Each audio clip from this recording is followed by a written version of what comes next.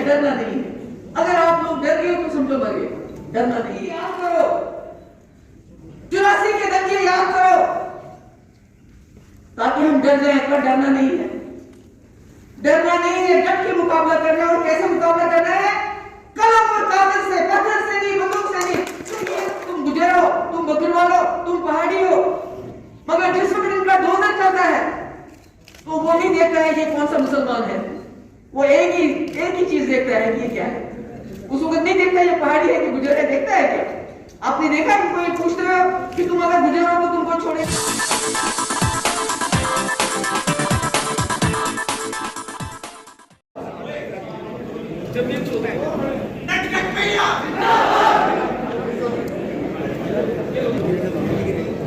उसके बाद आसिफ हुसैन साहब जो नरवाल से हैं, और सुहेल चौधरी साहब चौधरी वाले। आसिफ हुसैन साहब और नरवाल वाले, और सुहेल चौधरी साहब चौधरी से।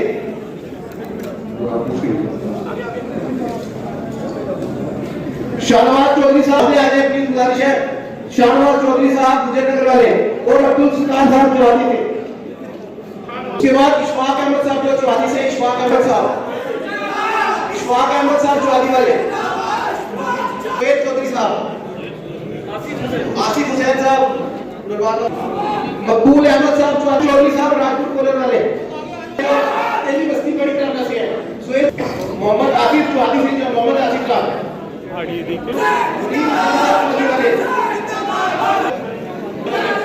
तालिब हुसैन साहब चौधरी वाले। ये जितने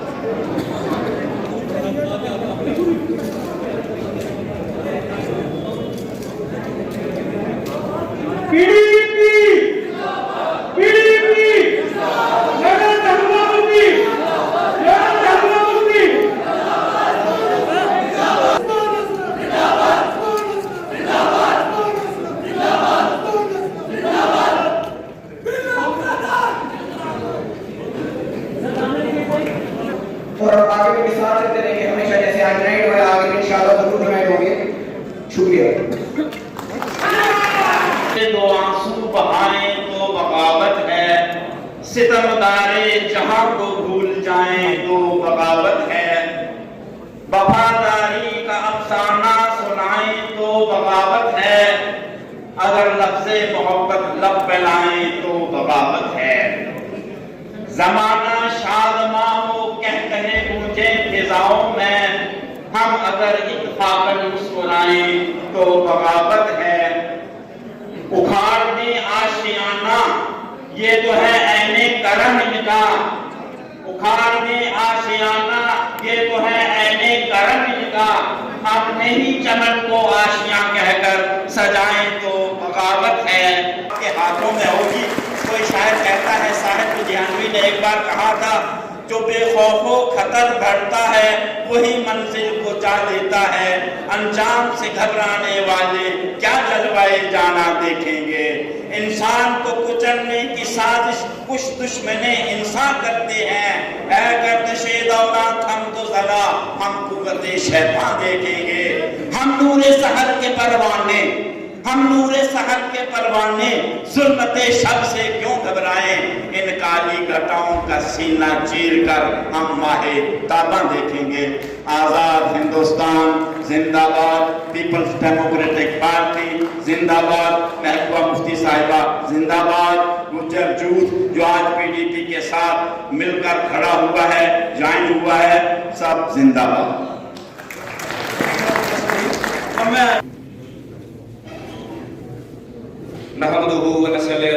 स्टेज पर हरीम साहब एक्स लेजिस्लेचर, वो हमारे सामने बैठा हुआ पीडीपी का जितना भी लीडर हजरात है, उन सबको ना नहीं दे सकता क्योंकि मेरा वक्त को पूरा ध्यान रखना है।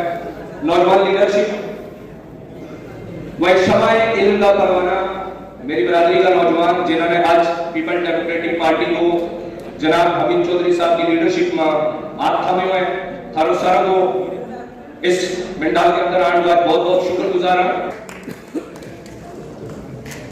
दो नौजवान साथी की ज्वाइनिंग हुई, बहरहाल मेरी तरह की यह गुजारिश है, नौजवानों मेरी तरह ये क्या बोलेगा क्या नहीं, ज्यादा कोई यहाँ कॉन्स्टिट्यूशन या कोई असेंबली नहीं बनाई। मैंने बहुत बार मतलब देखा, ये वॉच किया महबूबा मुफ्ती मैडम जी, थोड़ी मुझे प्रॉब्लम होगी बोलते हुए, पर मैं पीछे नहीं हटूंगा। आज बोलने आया हूं, बोलूंगा। जिस हिसाब से ये बोल रहे हैं, आप मेरा कॉन्फिडेंस बिल्ड कर सकते हो और मुझे उम्मीद बोलो इक्वल राइट इक्वल है, अगर हमारे साथ फंडामेंटल राइट है।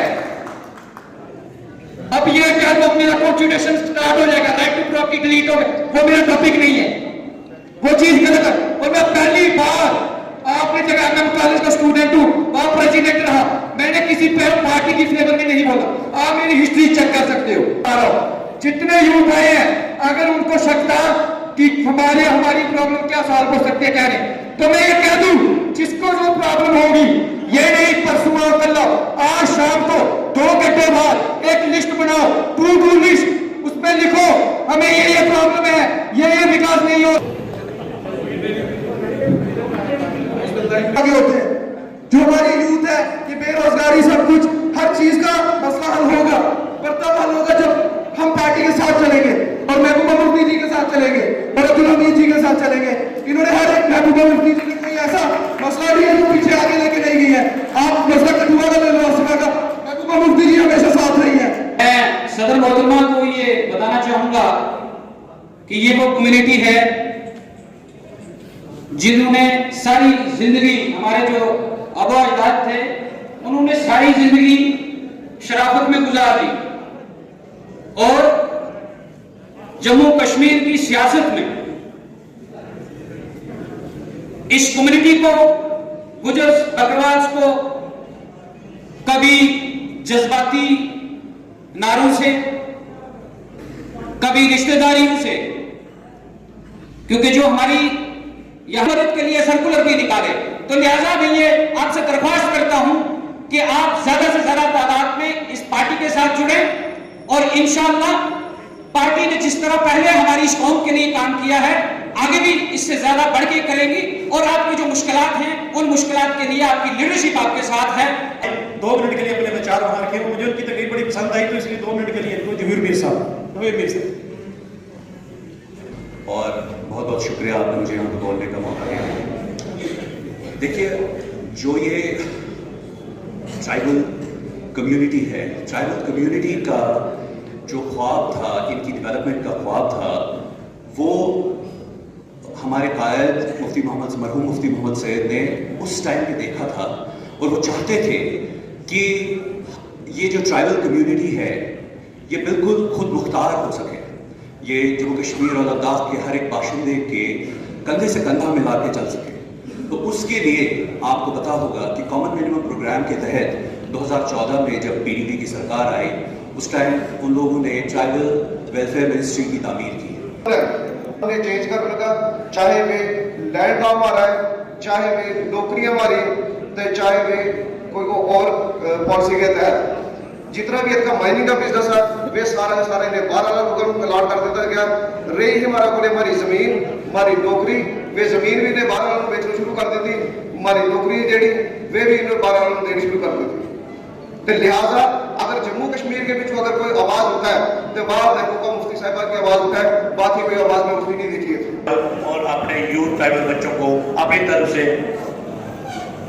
एक छोटा सा भाषण जो है, जो भी आप सजेशन देना चाहती हैं, वो आगे कैसे करें, मैं गुजारिश करूंगा तशरीफ आए बात करें।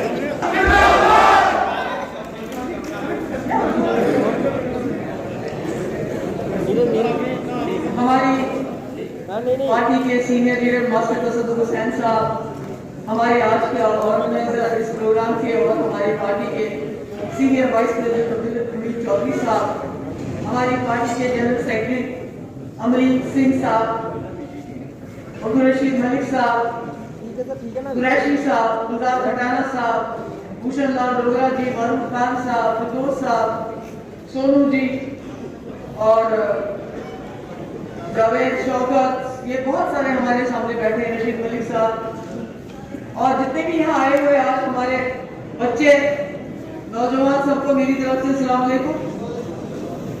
आज बहुत अच्छा लग रहा है क्योंकि मैं बैठी थी और हमीद साहब तारुफ करा रहे थे, कह रहे थे ये कॉमर्स पढ़ रहा है, ये सिविल जो है सर्विस के इम्तिहान की तैयारी कर रहे हैं, तो बहुत अच्छा लगा कि हमारे ट्राइबल बच्चे जो हैं पढ़ाई कर रहे हैं और आगे बढ़ रहे हैं। और आपकी पोशाकें देख के भी मुझे बहुत अच्छा लगा, क्योंकि मैंने देखा है चाहे जम्मू हो चाहे कश्मीर हो, सबसे ज्यादा जो मुश्किल हालात है वो आप लोगों के तबके के लिए होते हैं। जब मैं कश्मीर में थी 96 में इलेक्शन लड़ा, तो अगर किसी कश्मीरी इलाके में, किसी आम इलाके में कोई प्रॉब्लम होती थी तो शोर मचता था। मगर जो दूर दराज इलाके हमारे ट्राइबल एरियाज हैं, वहाँ कुछ भी हो तो किसी को पता नहीं चलता था। बहुत मुसीबत थी, बहुत मुश्किलात थे। मगर आज मैं देख रही हूँ कि आप लोग उन मुश्किलात को पीछे छोड़ते हुए आगे बढ़ रहे हैं। आज भी बहुत मुश्किलात है, पूरे मुल्क में मुश्किलात है। पूरे मुल्क का ऐसा माहौल बन रहा है कि लगता है कि आज हूँ कल रहूं न रहूं, पकड़ पकड़ का माहौल, उसको पकड़ो इसको पकड़ो। और जम्मू कश्मीर में तो उससे ज्यादा माहौल खराब हो गया है। मगर मैं आप जवानों से कहना चाहती हूँ कि डरो मत, घबराना नहीं है, डरना नहीं है। अगर आप लोग डर गए तो समझो मर गए, डरना नहीं है। डट के मुकाबला करना है, पाँव ठहरा के मुकाबला करना है। इनको आज औरंगजेब याद आता है, 800 साल के बाद बाबर याद आता है। क्यों याद करते हैं? अगर ये इलेक्शन के लिए चले जाते हैं यूपी में, तो इनको बाबर क्यों याद आता है? उसको तो ये हमारा बाप कहते हैं, हमें याद करना चाहिए। उसको क्यों याद करते हैं? औरंगजेब को क्यों याद करते हैं? कहते हैं आप औरंगजेब की औलाद हो, पर ये क्यों याद करते हैं?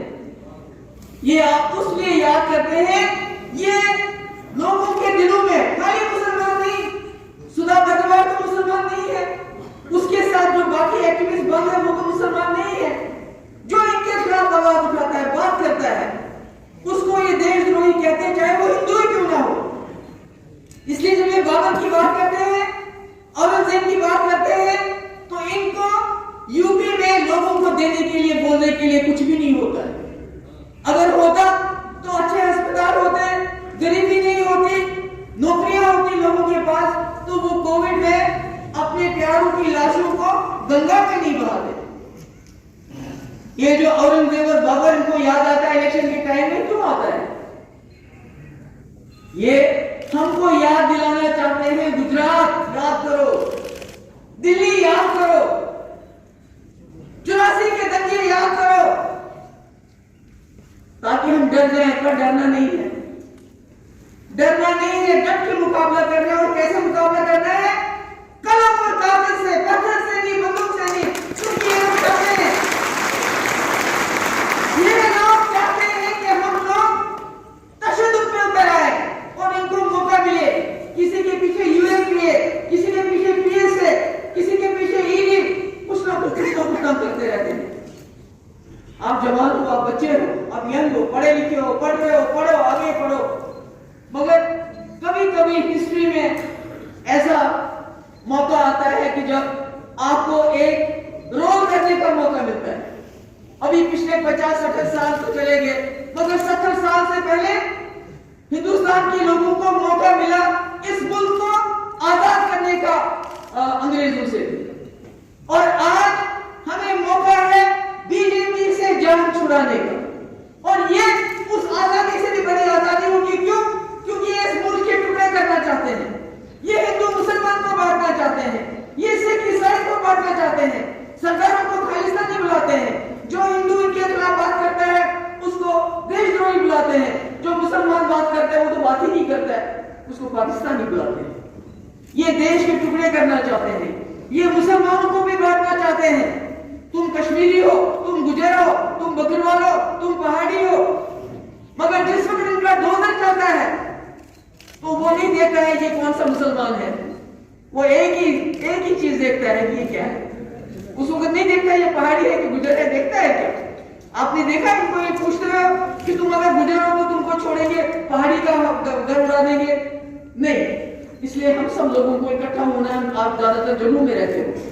जम्मू इस वक्त पूरे मुल्क में अगर कोई जगह भाईचारे की निशानी है तो वो जम्मू है। यहाँ का हिंदू, यहाँ का मुसलमान, यहाँ का सिख, यहाँ का कश्मीरी, नो ऑप्शन। यानी चुप अगर हम रहेंगे बाजू ऐसे करके, वो हमारे पास मौका नहीं है, वो नहीं कर सकते, वो चारा नहीं है हमारे पास। हमें उठना है,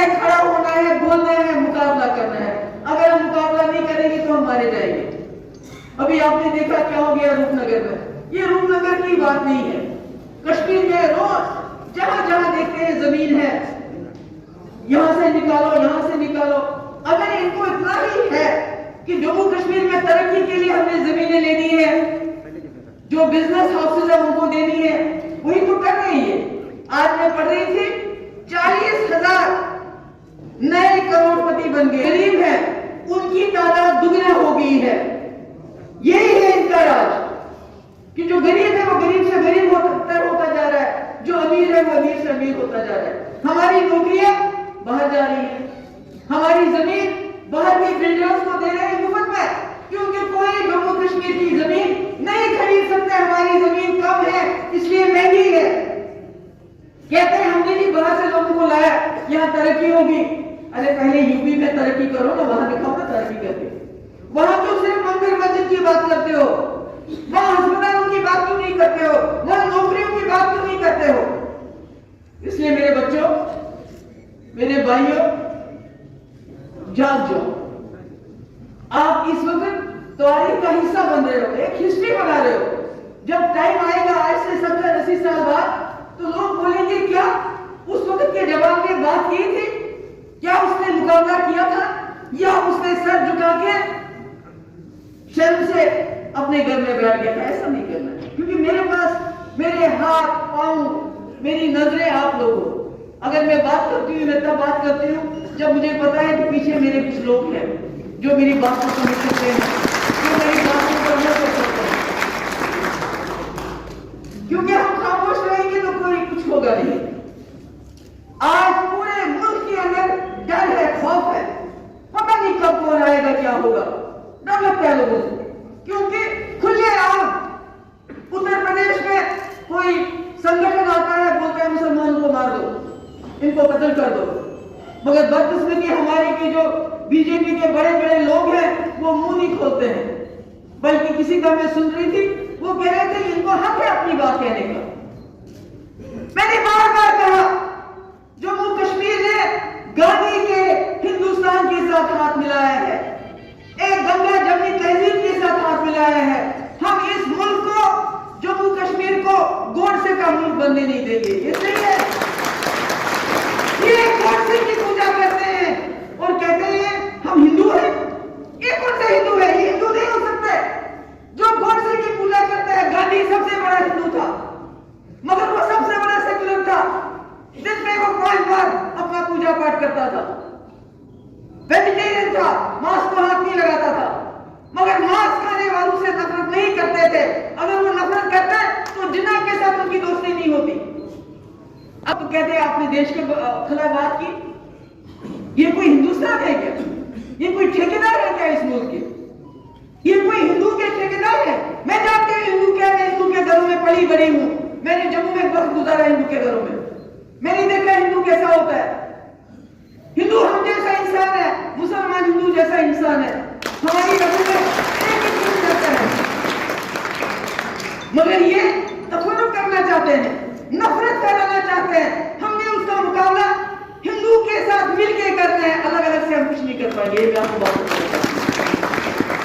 मिलके आपका दोस्त है, आपका हमसाया है, उससे मिलो। ये मत सोचो कि बीजेपी क्या कह रही है। यहाँ आज प्रोग्राम का इनेकाद किया और अकेले किया, किसी से कोई मदद नहीं मांगी। और मुझे बड़ी खुशी हुई, यहाँ 1-2 बच्चे बोले, बहुत अच्छा बोले। मैं चाहती थी आप में से ज्यादा लोग बोले, क्योंकि हम तो रोज बोलते हैं, हमें आप रोज सुनते हैं। मैं आपका सुनना चाहती थी, आपके ख्याल सुनना चाहती थी कि आपके ख्याल क्या है, आप सोचते क्या हो, हमें करना क्या चाहिए। जमानत हुई और मर्डर केस में उसको कोर्ट बिलवाल पहुंचा दिया। भूचाल चल रहे हैं, ये भूचाल अभी रुका नहीं है, मगर इस भूचाल का हमने सबने मिलजुल के मुकाबला करना है। मैं आप सबकी शुक्रगुजार हूँ। मुझे मालूम है जब ज्यादा लंबी तकरीर करते हैं तो आप लोग भी बोर हो जाते हैं, इसलिए मुझे ज्यादा कुछ कहना नहीं है। मैं अमीर साहब की शुक्रगुजार हूँ और जिन बच्चों ने यहाँ तकरीर की, बहुत अच्छी तकरीर की, मैं उनको सलाम करती हूँ। पहली बार तकरीर की और डट के तकरीर की। मगर इतना ही कहूंगी,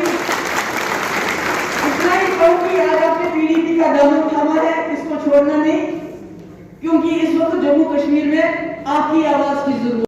हमारे फेसबुक पेज को लाइक करें और अगर आपने हमारे YouTube चैनल को अभी तक सब्सक्राइब नहीं किया है तो जल्दी से सब्सक्राइब कर दीजिए, बेल आइकन ज़रूर प्रेस करें ताकि आपको हमारी वीडियो की